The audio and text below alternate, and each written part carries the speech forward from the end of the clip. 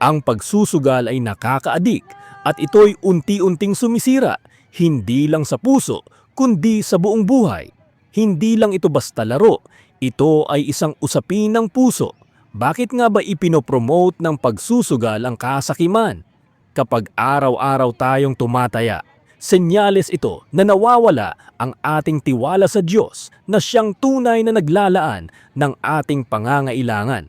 Sabi ng Biblia, trust the Lord your God with all your heart, hindi trust the sweepstakes with all your heart.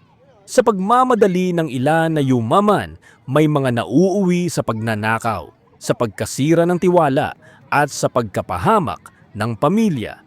Ipinapakita lang ng sugal kung magkano ang pwedeng mapanalunan, pero hindi nito ipinapakita kung gaano karaming buhay ang nawawasak. Oo, may nananalo, pero mas marami ang talo.